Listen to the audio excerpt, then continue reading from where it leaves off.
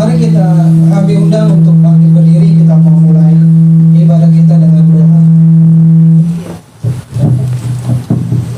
Bapa, di dalam nama Tuhan Yesus, kami mengucap syukur Tuhan buat sore hari ini. Terima kasih buat kebaikan-Mu. Terima kasih buat pimpinan-Mu Tuhan. Terima kasih Tuhan Yesus, Kau memberkati kami. Kami sampai ke tempat ini tak kurang suatu apapun. Terima kasih Tuhan buat sore hari ini. Tuhan, izinkan kami untuk memuji-Mu, menyembah-Mu, bahkan mendengarkan firman-Mu yang menjadi pelita di dalam kehidupan kami. Bapa, biar setiap kebaikan Tuhan kami kecap sore hari ini Tuhan. Biar setiap kebaikan Tuhan kami merenungkannya dalam hati kami, dan kami boleh berkata, terima kasih Tuhan Yesus, Engkau baik.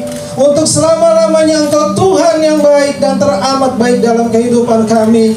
Bapa, setiap jemaat-Mu yang hadir dalam kebaktian sore hari ini, Tuhan berkati mereka. Pribadi lepas pribadi, Tuhan Yesus berkati Tuhan. Biar apa yang menjadi jawaban doa mereka,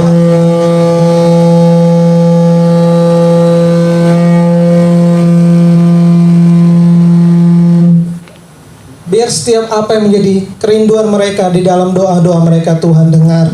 Bapak, terima kasih buat semuanya Tuhan Yesus. Juga untuk tim pujian penyembahan Tuhan yang membawakan praise and worship Tuhan sore hari ini Bapak. Kami percaya Tuhan mengurapi mereka untuk worship leader, singer, pemain musik, sound system Tuhan, multimedia Tuhan, memberkati kami semua Tuhan, sehingga ibadah sore hari ini menjadi ibadah yang indah. Roh Kudus, kami undang kehadiran-Mu sore hari ini melawat kami, memulihkan kami, bahkan Kau beracara terdahsyat dalam kehidupan kami Bapa. Terima kasih Tuhan, kami tolak setiap gangguan daripada iblis, kami tolak di dalam nama Yesus. Dan kami percaya, kami menikmati kasih karunia Tuhan sore hari ini dengan penuh sukacita. Dan kami memulai Tuhan ibadah sore hari ini di dalam nama Tuhan Yesus Kristus. Kami sudah berdoa dan mengucap syukur. Haleluya. Amin. Amin. Silakan duduk Bapak Ibu yang terkasih. Shalom Victorious People. Sekarang kita kami mau sapa Shalom Victorious People. Haleluya. Kita berkumpul di sini ada sukacita yang luar biasa. Amin. Izinkan saya bertanya untuk Bapak yang baju kotak-kotak ya Pak ya. Apa kabarnya Pak sore hari ini? Siap beribadah Pak? Siap dilawan oleh Tuhan Pak? Beri tepuk tangan bagi Tuhan Yesus. Haleluya. Izinkan saya bertanya untuk ibu yang duduk di belakang yang baju hijau. Ya, apa kabarnya ya ibu? Ya. Apa kabarnya ibu? Sehat ya bu ya. Siap memuji Tuhan ya bu ya. Siap diberkati Tuhan ibu ya. Terima kasih, puji Tuhan, kita berikan tepuk tangan sekali yuk. Tuhan Yesus Kristus. Haleluya. Izinkan kembali saya bertanya, adakah di antara bapak ibu yang baru pertama sekali beribadah di tempat ini? Ya, silakan. Ada ibu-ibu dari pengurus ya, dari pengerja di tempat ini akan memberikan sambutan. Mungkin bisa diberikan. Kita berikan tepuk tangan. Ibu yang di ujung ya, baju hitam ya. Selamat datang. Selamat bergabung di keluarga kami. Kita adalah keluarga di sini, Bu ya. Victorious Family. Tepuk tangan bagi Tuhan Yesus Kristus. Haleluya, haleluya. Kita siap untuk memuji nama Tuhan. Kembali saya mengundang kita semua untuk bangkit berdiri senada dengan surga. Kami mau datang memuji Tuhan. Woo!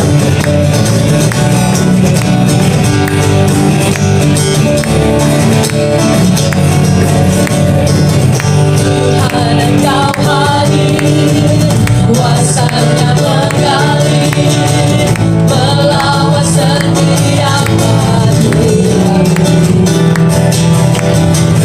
Rohmu memberi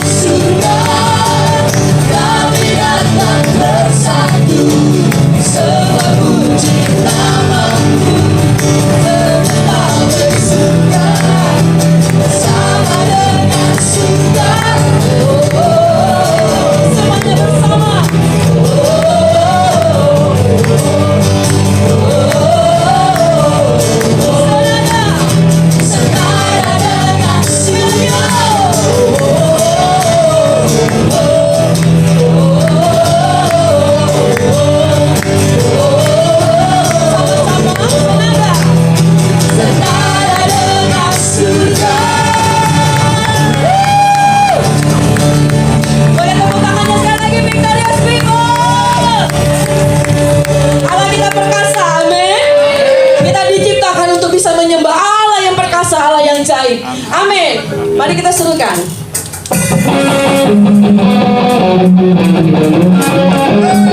Siap-siap ya. Ini lagunya agak rock. Gak apa. Usia boleh tua. Semangat tetap muda.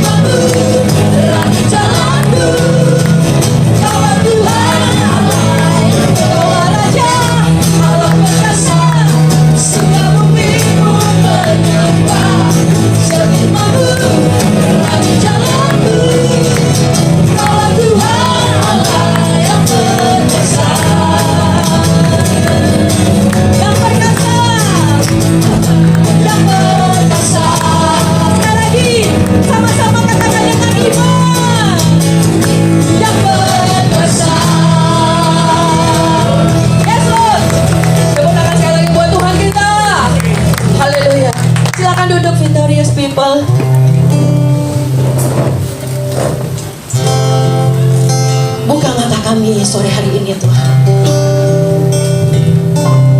Buka mata kami Tuhan. Ajar kami berserah. Ajar kami untuk meletakkan hidup kami di dalam tangan-Mu. Ajar kami kehendak-Mu ya Aba. Oh Tuhan, Tuhan. Mungkin di antara kami sore hari ini ada yang datang bertanya, Tuhan, mana jawaban-Mu? Mana tuntunan-Mu untukku Tuhan? Sore ini dalam hadirat Tuhan, Engkau yang mampu dan sanggup menjawab umat-Mu di tempat ini. Dan ajar kami Tuhan untuk berserah dan merendahkan hati kami Tuhan. Kita buka hati kita. Saya percaya Tuhan ada di tengah-tengah kita. Haleluya, haleluya.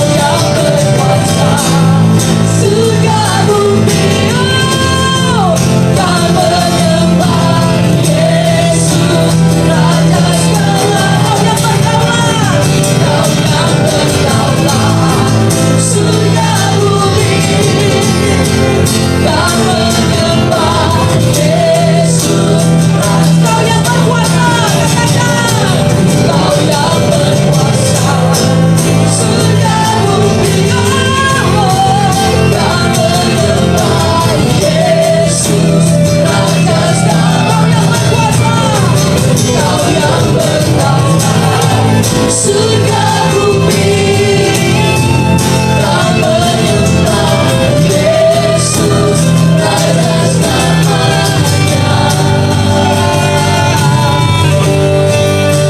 Selama ku hidup, selama ku hidup, apapun musimku, apapun musimku, ku percaya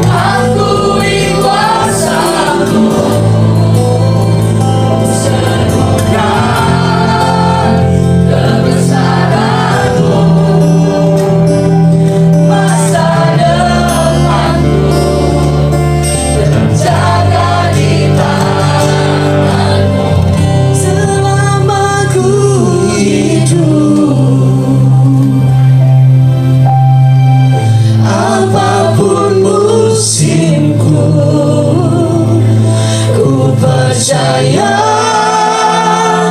kebesaran-Mu, kekuatanku di dalam-Mu.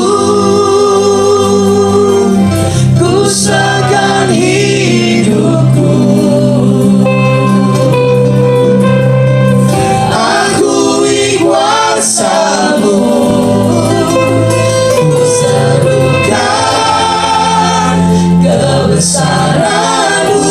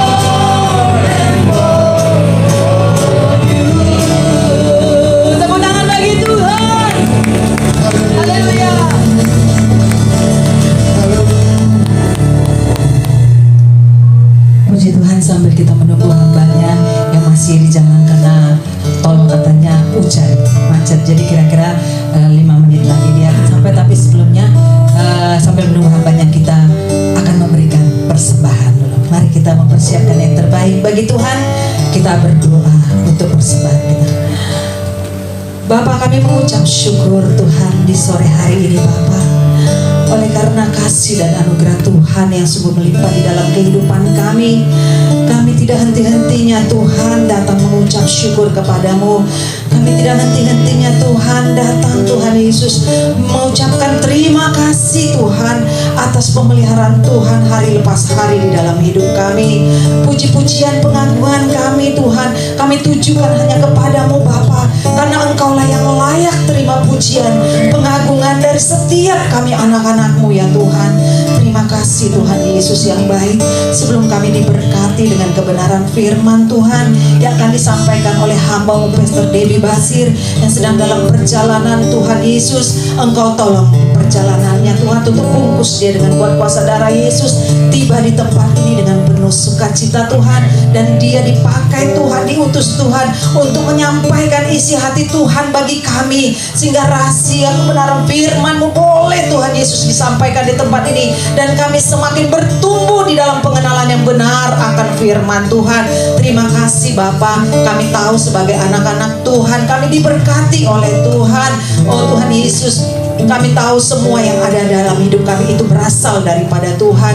Pada saat hari ini Tuhan, kami mau memberi yang terbaik kepada Tuhan lewat setiap berkat yang sudah Tuhan percayakan dan titipkan kepada kami. Biarlah kami memberi dengan penuh sukacita. Kami mau ambil bagian Tuhan Yesus dalam pelayanan ini dengan mempersembahkan persembahan yang terbaik kepada Tuhan. Lewat persembahan ini Tuhan dapat menjangkau jiwa-jiwa untuk kemuliaan bagi nama Tuhan. Kami percaya setiap tangan-tangan yang memberi, Engkau memberkatinya. Terpujilah Engkau Bapa, kami siap memberi. Di dalam nama Tuhan Yesus kami berdoa. Haleluya. Bersama kita katakan amin. Puji nama Tuhan. Jemaat yang terkasih, silakan follow media sosial kita di GBI Viva Official, dan untuk mengetahui jadwal kita, untuk mengetahui jam-jam ibadah kita, tertera semua ada di media sosial kita, terutama di Instagram di GBI Viva Official. Jadi yang belum follow silakan follow.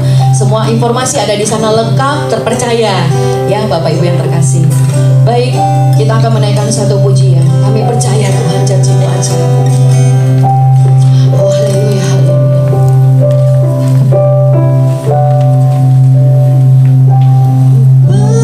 Percaya janji-Mu ajaib terukir dalam kehidupanku. Ku berserah di dalam kekuatan-Mu. Hanya Kau segalanya bagiku. Ku percaya janji-Mu ajaib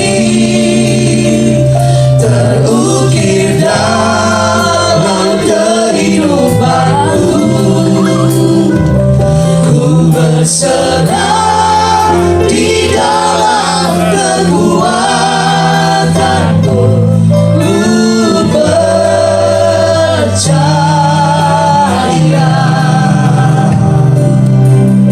ku percaya. Ku percaya janji-Mu ajaib terukir dalam kehidupanku. Ku berserah di dalam kekuatan-Mu. Hanya Kau segalanya bagiku. Ku percaya janji-Mu ajaib terukir dalam kehidupanku. Ku berserah di dalam kekuatan-Mu. Ku percaya.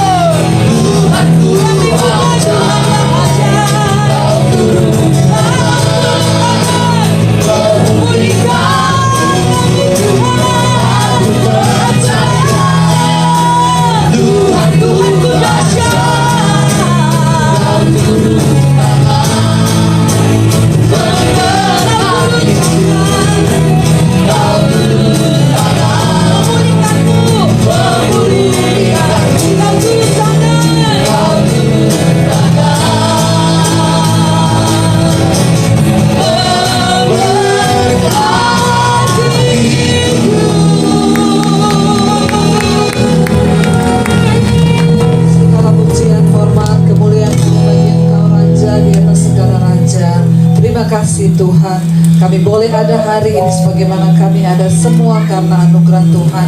Sebentar kami akan mendengarkan firman-Mu, berbicara bagi kami, sampaikan isi hati-Mu, urapi hamba-Mu yang tidak ada apa-apanya. Dalam nama Tuhan Yesus kami sambut berkat firman Tuhan. Yang percaya Tuhan di tengah kita memberkati kita, katakan bersama amin.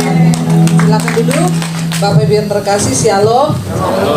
Saya minta maaf terlambat saudara, saya tadi habis konter dari Plaza Indonesia dan karena hujan jadinya macet ya, dan tidak bisa ngebut karena berkabut ya. Jalan itu seringkali berkabut saudara hidup ini, tetapi firman Tuhan menjadi penuntun hidup kita.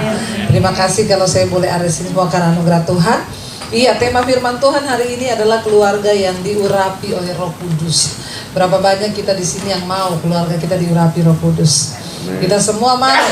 Mari kita buka bersama langsung saja Yosua pasal 24. Yosua pasal 24 mulai ayat yang pertama kita baca ya. Saya akan terangkan satu ayat demi satu ayat supaya cepat ya. Kemudian Yosua mengumpulkan semua suku orang Israel. Yosua 24 ayat yang pertama. Kemudian Yosua mengumpulkan semua suku orang Israel di Sikem.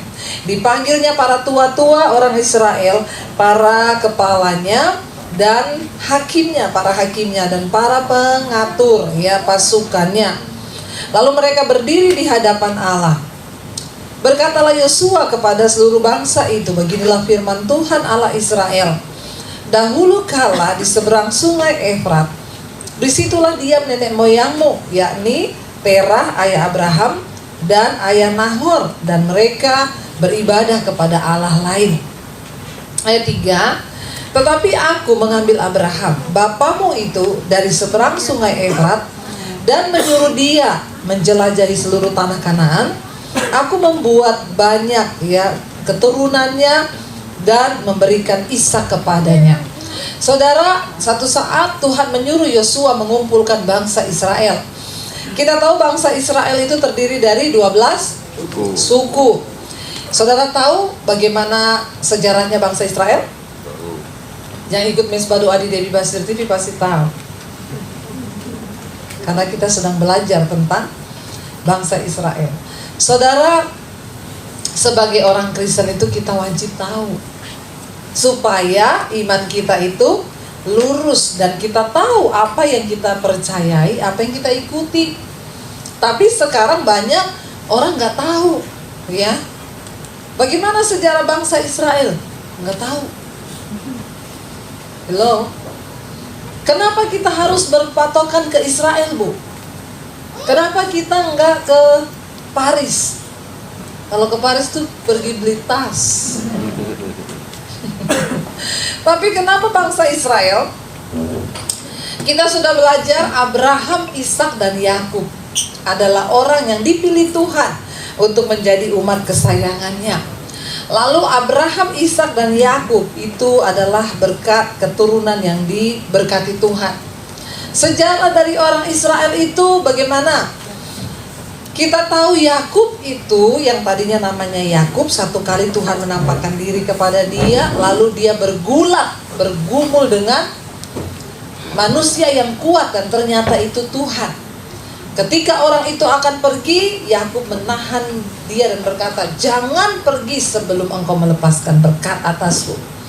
Dan ternyata itu Tuhan, dan Allah berkata, "Mulai hari ini kamu tidak akan lagi disebut Yakub, tetapi engkau akan disebut Israel." Dan ketika Yakub akhirnya punya anaknya Yakub berapa? 12 suku Israel. Ya, dari 2 istri sah dan 2 gundik yang dinikahinya. Ya, jangan ditiru ini. Kalau ini jangan ditiru. Punya istri satu saja sudah cukup. Amin Bapak-bapak. Kata bapak-bapak, satu aja pusing saya, Bu. Tapi nggak pusing ya bapak-bapak ya. Kalau istrinya takut Tuhan tidak pusing. Lalu akhirnya dia punya anak 12 suku Israel. Salah satu anaknya itu Yusuf. Ya, ketika Yusuf masih muda dibuang sama keluarganya sendiri. Ya, dibuang ke sumur. Niat mereka mau membunuh. Tapi memang ternyata itu Tuhan yang persiapkan. Karena Tuhan mau Yusuf berada di Mesir. Sebab Tuhan akan mendatangkan kelaparan besar atas seluruh bumi. Lalu Tuhan berencana membawa Israel ini pindah ke Mesir, supaya orang Mesir yang tadinya menyembah berhala, mereka boleh mengenal Allah Israel yang dahsyat. Akhirnya Yusuf dibuang ke Mesir, dan benar terjadilah kelaparan besar. Tapi Mesir terhindar. Kenapa? Karena ada Yusuf, orang yang disertai Tuhan. Yusuf menerjemahkan mimpi Fir'aun. Dia mimpi 7 tahun ya gandum-gandum berbulir, 7 tahun kering. Lalu Yusuf menerjemahkan arti mimpi itu. Akan datang masa kelimpahan di 7 tahun, dan setelah itu 7 tahun berikutnya akan ada masa kelaparan. Karena itu di masa kelimpahan ini kamu harus menyimpan gandum di dalam lumbung-lumbungmu. Dan benar, ketika terjadi kelaparan besar, datanglah 11 suku Israel itu, anak-anaknya Yakub, ke Mesir untuk membeli gandum. Lalu mereka ketemu Yusuf. Mereka tidak mengenal Yusuf, sebab Yusuf sudah menjadi perdana menteri di Mesir, orang kepercayaannya Fir'aun. Lalu Yusuf ketika tahu itu saudara-saudaranya, Yusuf menangis. Yusuf bilang, kamu pulang ke tanah Kanaan, ajak bapakmu untuk pindah ke Israel, untuk pindah ke Mesir. Lalu mereka pulang, mereka ajak Yakub untuk pindah ke Mesir. Mesir. Zaman itu orang Mesir tidak boleh dekat-dekat sama orang Ibrani. Tapi karena Yusuf ada di situ sebagai orang yang menjadi berkat di Mesir, akhirnya Fir'aun, raja Mesir, membuka tangan lebar-lebar bagi Yakub dan semua keluarga Yusuf. Dia bilang, aku akan memberikan engkau tempat, tinggallah di situ. Sejak saat itu orang Israel berada di Mesir. Mereka bekerja, beternak, mereka menanam. Dan ternyata bangsa yang tadinya kecil itu hanya 12 suku tadi menjadi besar di Mesir. Dan bukan cuma itu, mereka lebih diberkati daripada orang Mesir. Kenapa? Karena mereka pegang janji Tuhan menjadi umat pilihan. Setelah Fir'aun yang mengangkat Yusuf mati, lahirlah Fir'aun yang baru. Jadi Fir'aun itu bukan nama orang. Fir'aun itu julukan raja di Mesir. Ya, jadi jangan saudara bilang, itu Fir'aun kok tidak mati-mati ya? Sudah berapa keturunan Fir'aun ada terus ya. Lahirlah Fir'aun yang baru yang menggantikan Fir'aun yang lama. Dan dia tidak mengenal keluarga Yusuf. Dia tidak mengenal bangsa Israel. Dia tidak tahu bagaimana sejarahnya. Dia akhirnya hatinya panas. Karena dia melihat, kenapa nih bangsa diberkati? Mereka lebih kaya dari kita. Nggak boleh begini. Mereka ini orang asing di sini. Kita jadikan mereka budak untuk mereka bekerja di sini. Akhirnya bangsa Israel ditindas di Mesir menjadi budak, dijajah. Kerja paksa, dipukulin, ada yang dibunuh. Mereka merasa tertekan, tidak enak. Maka berserulah mereka kepada Allah. Allah mendengarkan teriakan mereka. Allah berfirman kepada Musa, Musa, aku memilih engkau. Engkau pergi menghadap ke Fir'aun. Lalu engkau bilang kepada Fir'aun, Allahnya orang Israel mengutus aku untuk berbicara kepada kamu, lepaskan bangsa ini dan biarkan mereka keluar memasuki tanah yang Tuhan sudah berikan buat mereka. Tapi Tuhan bilang gini, kamu pergi menghadap Fir'aun, tapi Fir'aun tidak akan membiarkan kamu pergi. Kenapa? Karena aku mengeraskan hatinya. Aneh nggak Tuhan? Ngeri-ngeri sedap ikut Tuhan. Udah nonton filmnya? Saudara, ya, jadi ikut Tuhan itu, kalau saya Musa, saya mau ngomong gini loh, Tuhan piye tuh Tuhan, engkau suruh aku menghadap Fir'aun, membawa bangsa ini keluar, tapi engkau juga ngomong Fir'aun tidak akan membiarkan kau pergi karena aku keraskan hatinya. Lah maunya Tuhan itu gimana? Kalau kita tidak mengerti rencana Tuhan, ada banyak hal yang membuat kita bingung di dalam hidup ini. Ingat, cara kerja Tuhan tidak sama dengan cara kerja kita. Kita berpikir kalau Tuhan menyertai kita, semuanya mulus, gak akan ada masalah. Tapi Tuhan selalu punya rencana. Dan Musa nurut aja, dia gak protes. Dia menghadap ke Firaun. Benar, Firaun bilang, enak aja kamu, nggak boleh. Terjadi itulah yang pertama, air menjadi darah.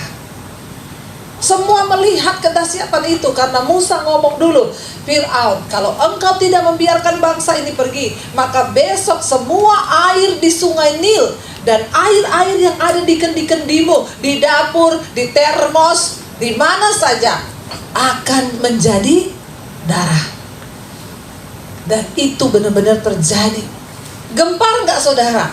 Ya gempar lah, air tiba-tiba menjadi darah. Orang mau minum di dapur diceret jadi darah. Kebesaran Tuhan dinyatakan. Tujuannya untuk apa?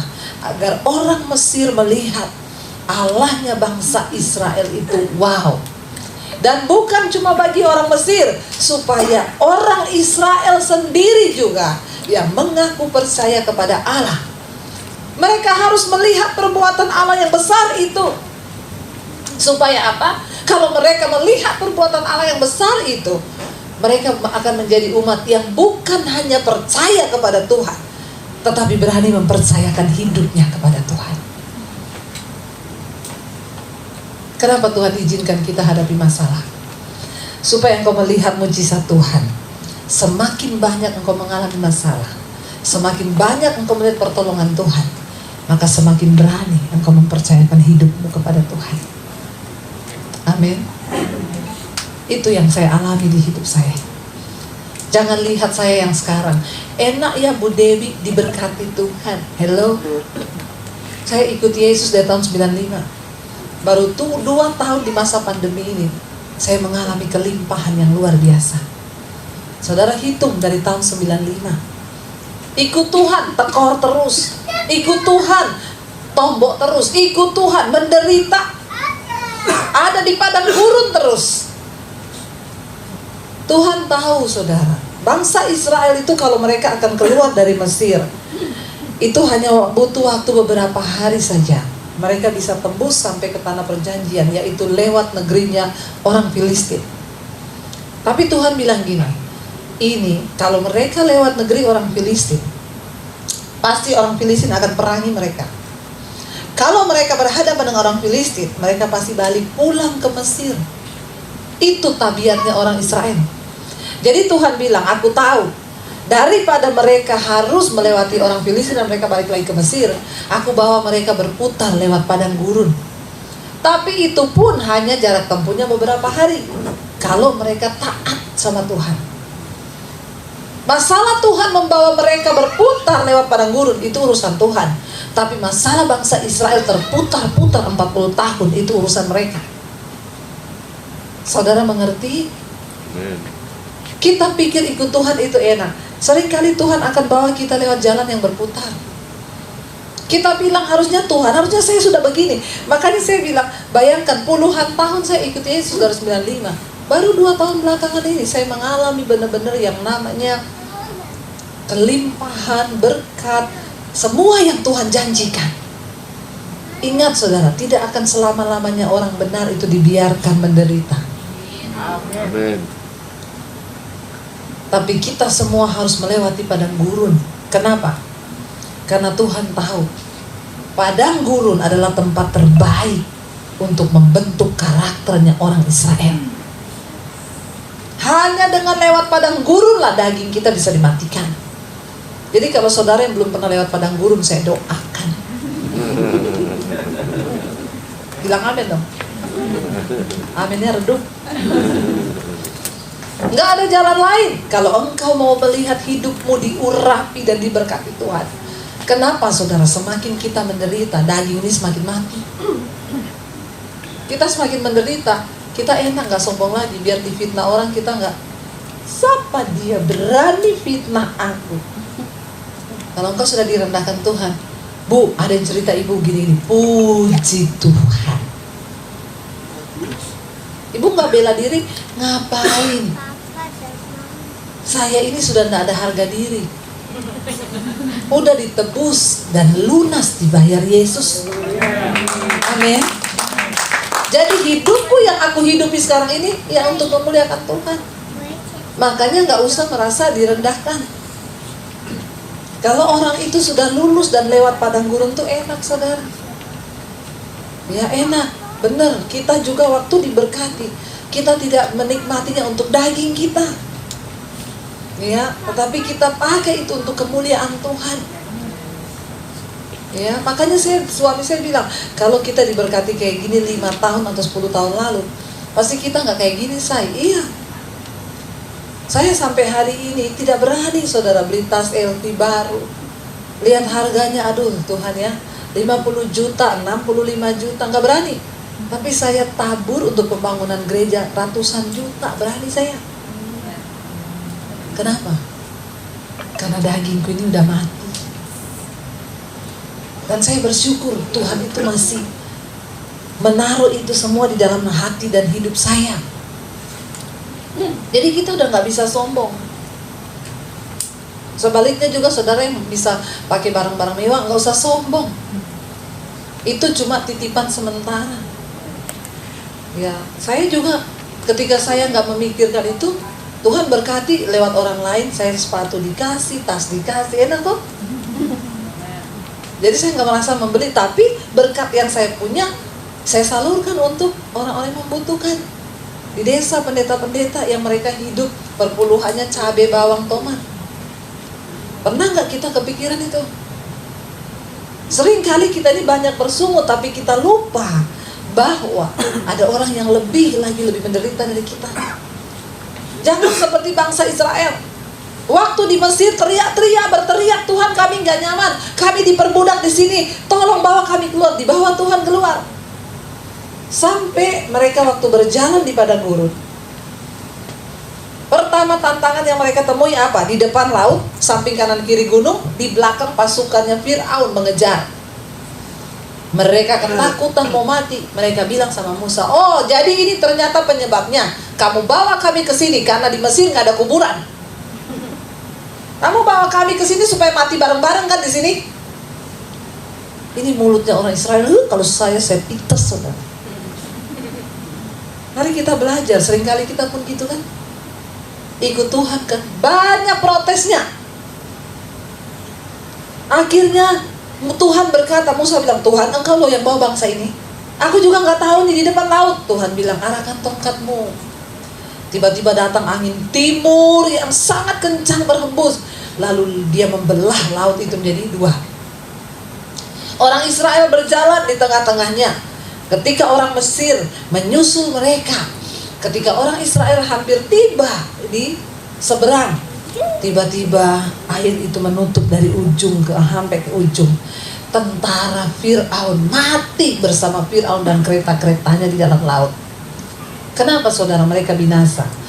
Karena hati mereka tidak terbuka untuk menerima Allah Israel. Mereka tidak percaya dan mereka lebih memilih menyembah dewa. Akhirnya bangsa Israel memuji menyembah Tuhan. Wah, nyanyi saudara, Tuhan yang hebat, Engkau Tuhan yang luar biasa, menenggelamkan Fir'aun musuh-musuh kami dan kereta-kereta mereka di air.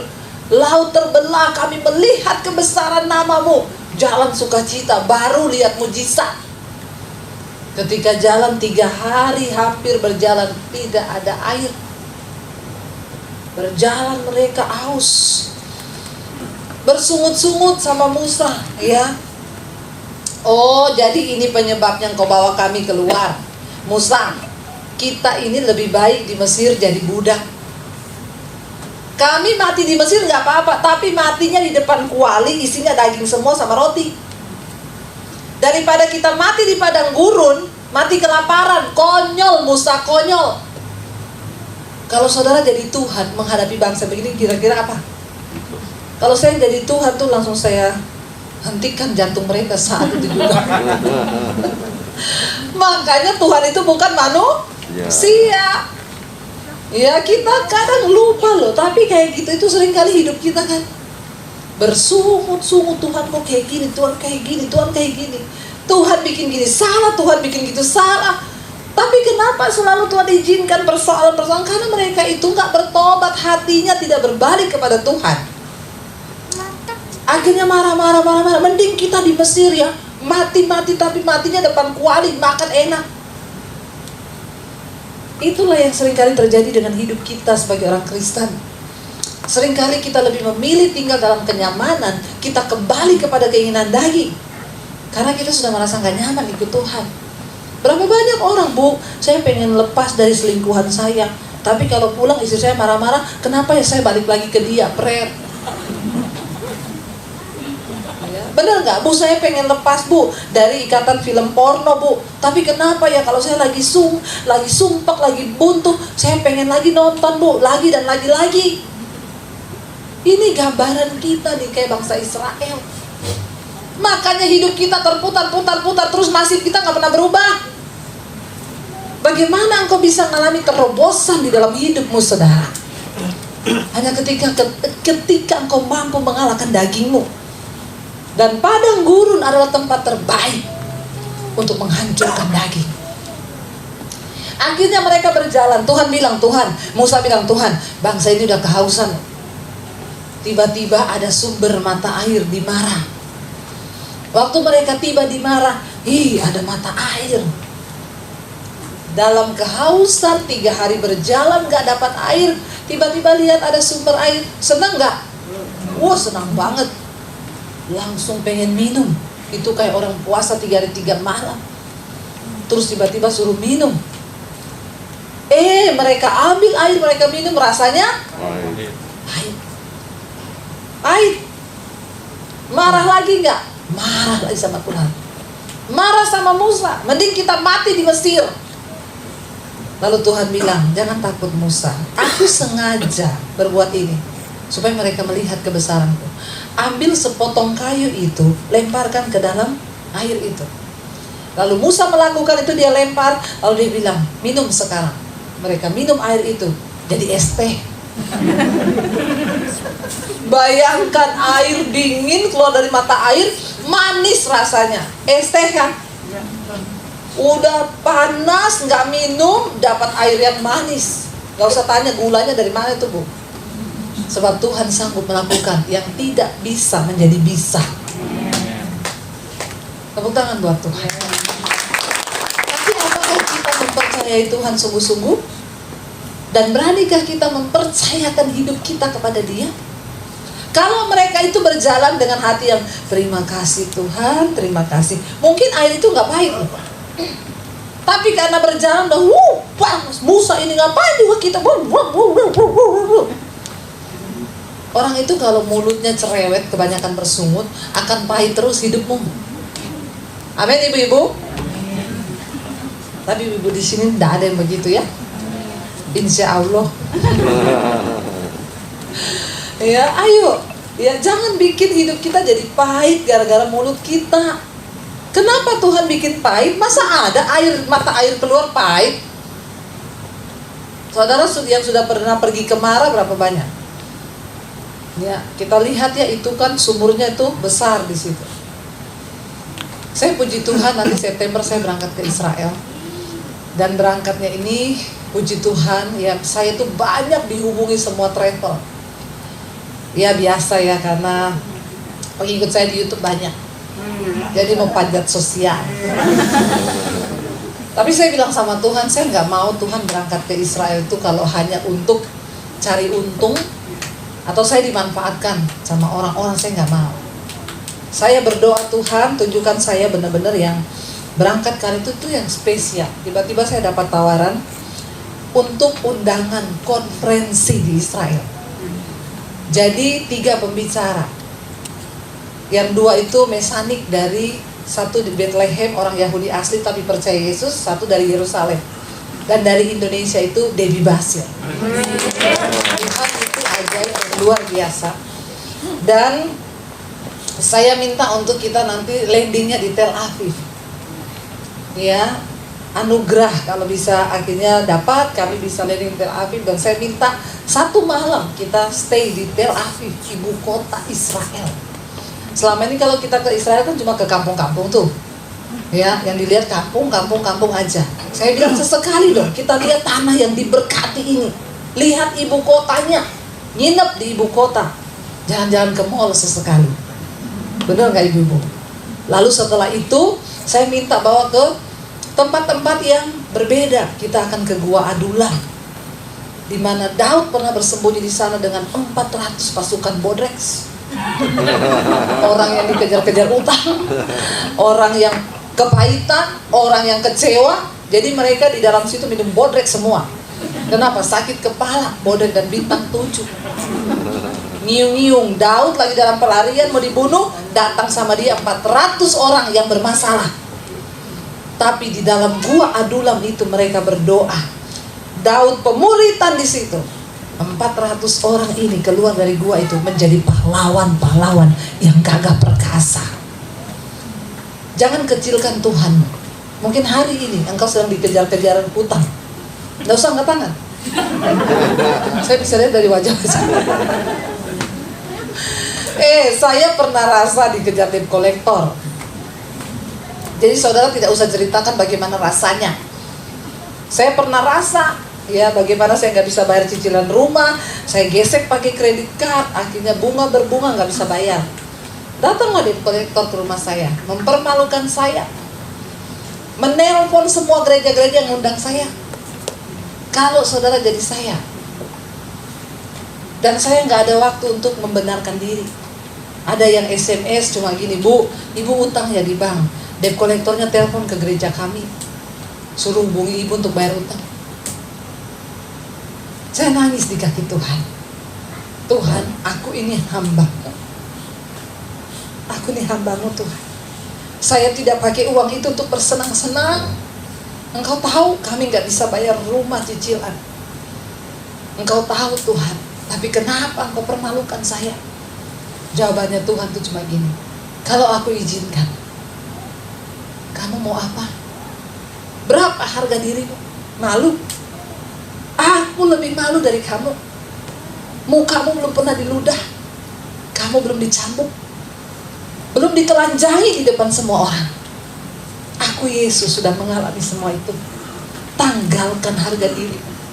Matikan dagingmu. Saya nangis di kaki Tuhan. Kalau Engkau izinkan itu Tuhan, terima kasih. Saya tidak pernah menelpon keluarga saya. Saya tidak pernah menelpon siapapun. Saya punya banyak kenalan orang kaya. Kalau ada orang kaya yang fitnah di luar, saya pernah pinjam uang. Ini orang menonton tayangan saya. Silakan Anda datang kepada saya dan cerita saya pernah pinjam uang itu di mana. Saya dengan suami punya prinsip, kami hamba Tuhan, kami tidak boleh pinjam uang. Karena kami menyembah Allah yang hidup, Tuhan yang tahu pergumulan kami. Waktu kita sekarang diberkati, saya cerita ke mami saya nangis. Kenapa kamu gak ngomong? Saya gak pernah cerita, Mam. Biar mami tahu yang baik tentang kami. Kakak ipar saya meneteskan air mata waktu dengar kisah ini. Kenapa kamu gak hubungi saya? Enggak. Biar kalian cuma tahu bahwa kami ini senang. Kami mengikut Tuhan. Tapi semua yang Tuhan izinkan terjadi, biar itu kami yang merasakan. Saya ajak anak-anak berdoa. Saya tanamkan kepada mereka, Tuhan tidak pernah jahat. Kita harus terima semua proses yang Tuhan izinkan terjadi. Percaya bahwa Tuhan kita Tuhan yang hidup. Dan saya mau bersaksi kepada saudara hari ini, kami sangat diberkati Tuhan. Jalani semua prosesmu. Kalau sudah saatnya Tuhan memberkati, maka berkat itu akan mengalir. Dan benar Tuhan bilang, aku akan memberkati lipat kali ganda. Lipat kali ganda. Semua Tuhan kembalikan. Makanya saya sering nyanyi, apa yang hilang dariku Engkau pulihkan di hidupku, lebih dari yang aku tahu. Kau memeliharaku, apa yang hancur dariku Engkau pulihkan di hidupku, lebih dari yang aku tahu. Engkau Tuhan mengasihi aku. Tapi memang ketika itu terjadi tidak enak saudara.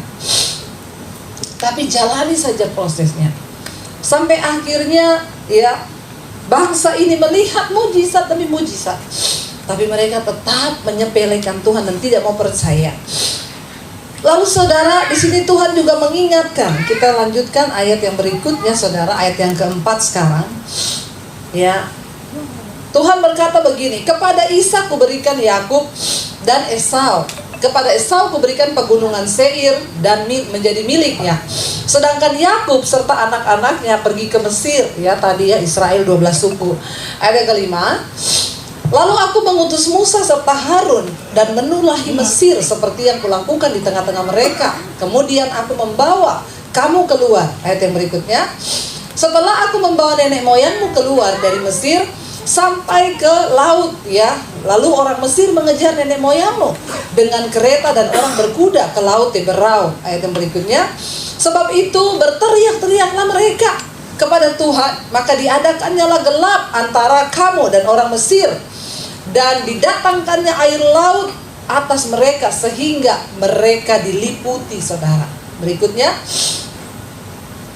ayat yang ke-8. Aku membawa kamu ke negeri orang Amori yang diam di seberang sungai Yordan.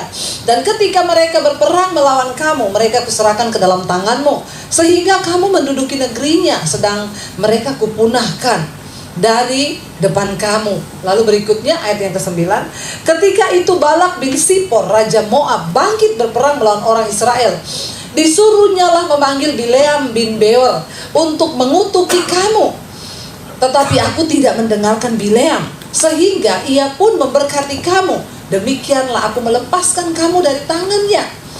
Lalu setelah kamu menyeberangi sungai Yordan dan sampai ke Yeriko, berperanglah melawan kamu warga-warga kota Yeriko, orang Amori, orang Feris, orang Kanaan, orang Het, orang Girgasi, orang Hewi, dan orang Yebus. Tetapi mereka itu kuserahkan ke dalam tanganmu, kata Tuhan.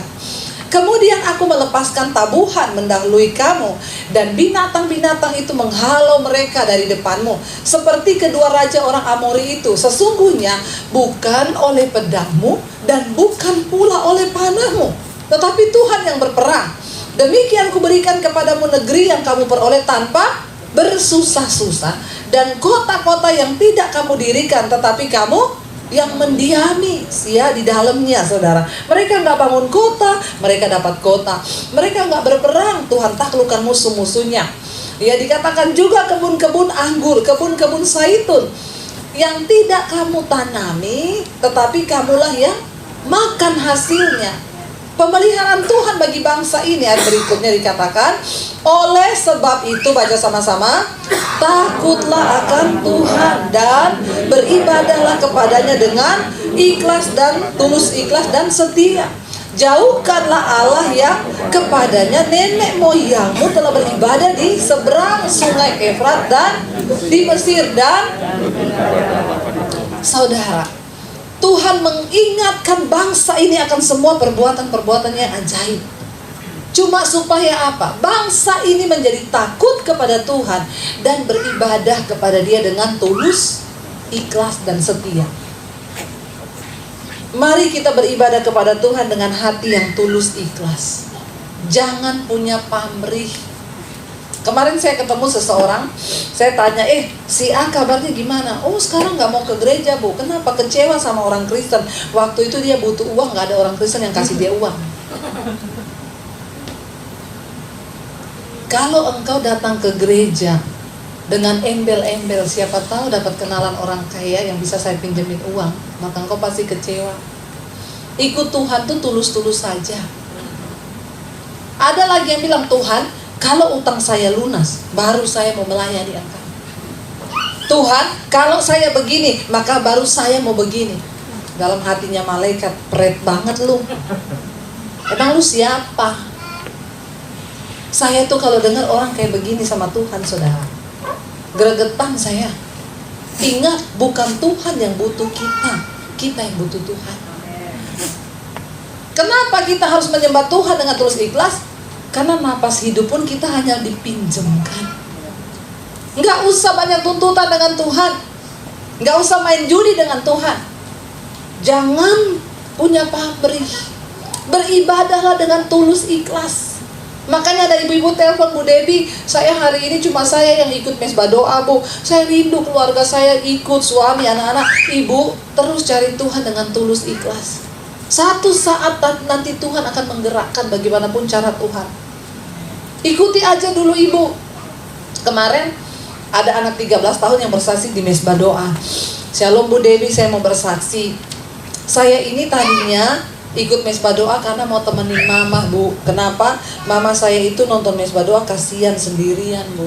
Jadi karena saya lihat mama sendiri, kan kasihan gak ada yang temenin. Jadi saya ya iseng lah, saya temenin mama depan TV. Tapi setelah saya terus mendengarkan, ingat saudara, iman timbul dari pendengaran. Pendengaran akan firman Tuhan. Jangan sepelekan bagaimana keluargamu bisa mengalami pengurapan Tuhan. Ajak anak-anakmu dengar firman. Sekarang saudara enak, saudara gak perlu lagi khotbah. Tinggal puterin aja tuh.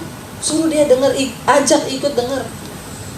Ya, orang tua harus mengajarkan anak firman Tuhan. Lalu dia bilang gini, umur 13 tahun. Lalu saya akhirnya ketagihan, Bu, dengar mesbah doanya ibu. Dan ibu, saya mau bersaksi, saya ini 13 tahun, setiap hari saya diserang roh kekhawatiran dan ketakutan. Saudara, seringkali kita nggak tahu ya, anak-anak kita ya, kelihatannya baru belasan tahun, tapi mereka juga kadang sudah punya pergumulan.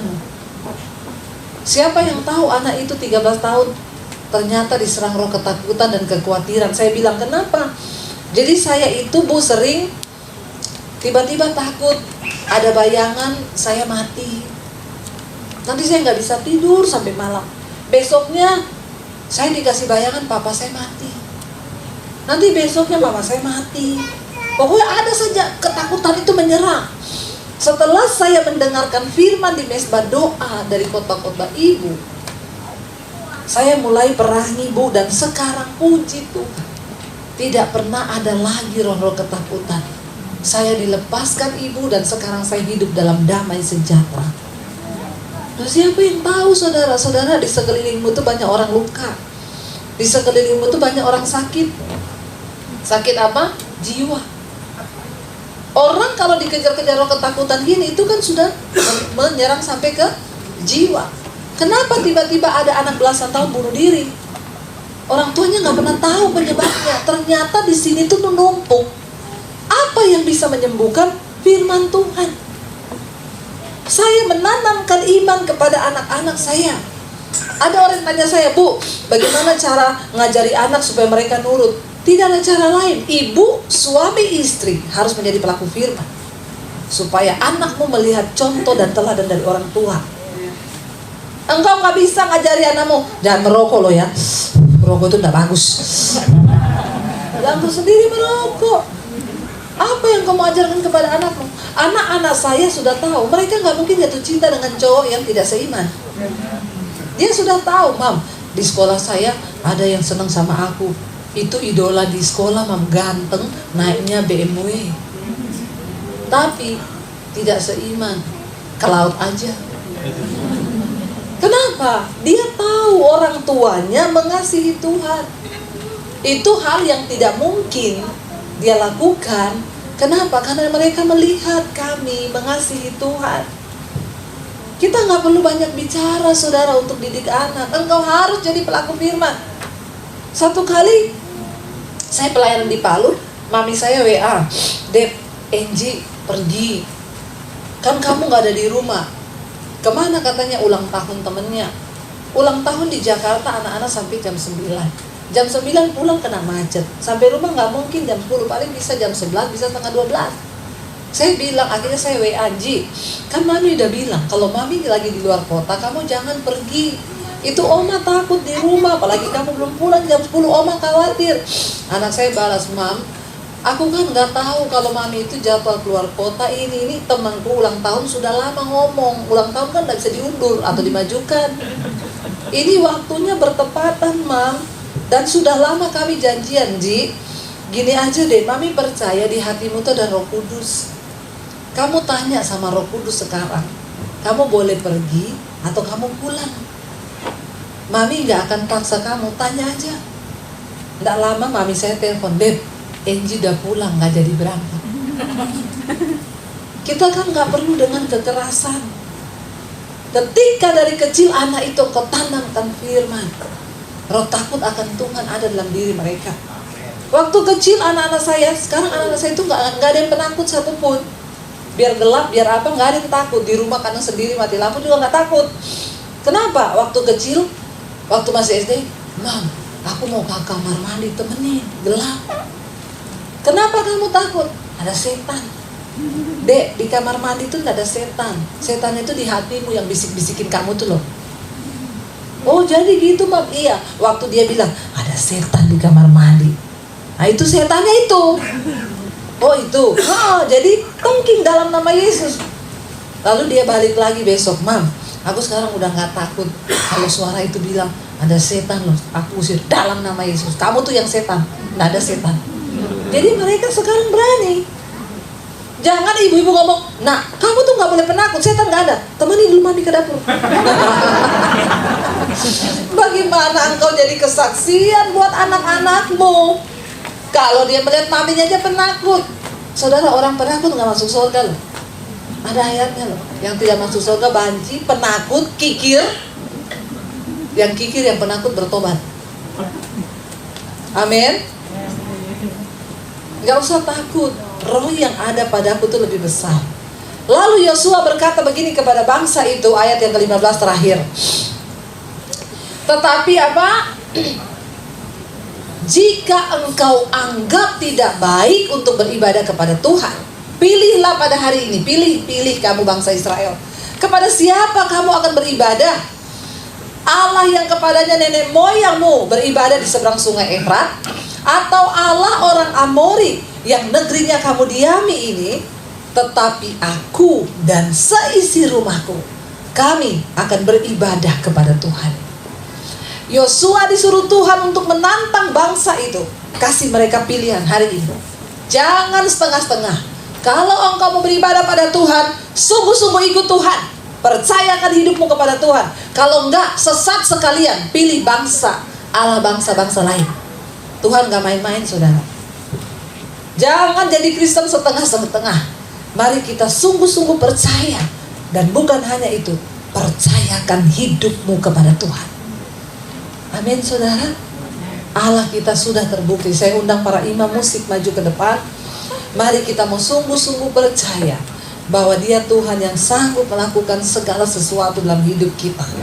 Dan Dia tidak pernah berubah. Kita naikkan pujian. Ku nyatakan hatiku tuh percaya, tidak tanpa syarat. Mari kita makin berdiri, saudara. Kalau yang belum tahu, kita belajar sama-sama.